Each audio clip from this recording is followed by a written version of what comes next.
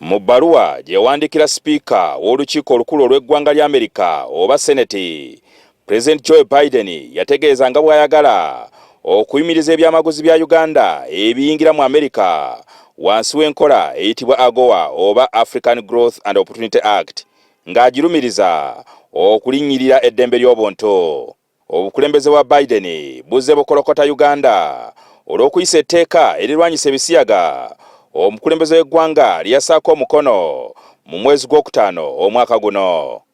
Kati Ssabawandiisi w'omukago gwa East Africa Dr. Peter Mathuki avuddeyo n'ayambalira Amerika era n'agijjukiza nti Uganda ggwanga eryafunidde obwetwaze nga lisaanye okuweebwa ekitiibwa kyalyo.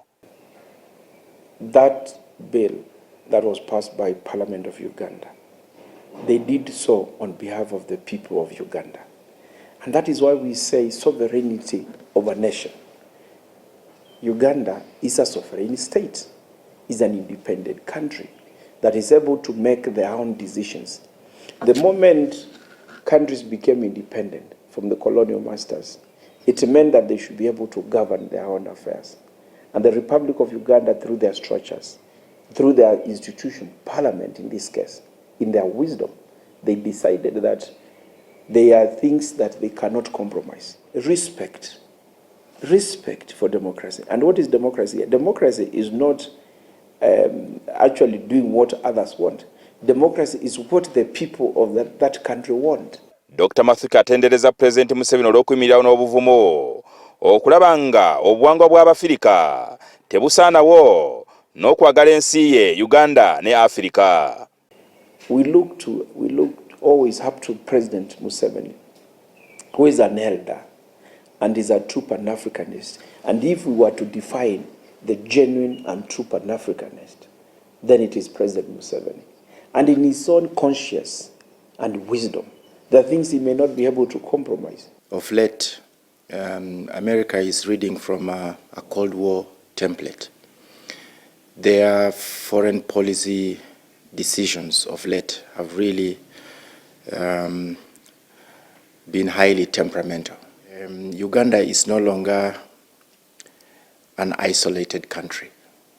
To attempt to isolate Uganda by weaponizing the AGOA Act, I think is an exercise in futility. Leaders need to respect a country's values. They need to respect a country's the norms and value within the society. I think these are the discussions the government of Uganda will be able to undertake with US government. Wansi w'enkola ya AGOA, Uganda n'amawanga amalala aga Afrika gabadde gasubula engoye enkadde okuva mu Amerika. Wabula ng'okuva mu Gw'omunaana omwaka guno, Museveni azaakunga bannayuganda okuwagira okuyimiriza ekyokusubula engoye enkadde. It comes at the right time when we are also pushing for African Continental Free Trade Area, which is a wider market of around 1.3 billion population, but with a combined GDP that is growing and dynamic to around 3.4 trillion US dollars. So it is exciting for the region as well as for the continent. Mu 2022, Uganda yatwala ebyamaguzi mu Amerika bya sente obukadde bwa $174, ate mu 2021 yatwala bya bukadde 82.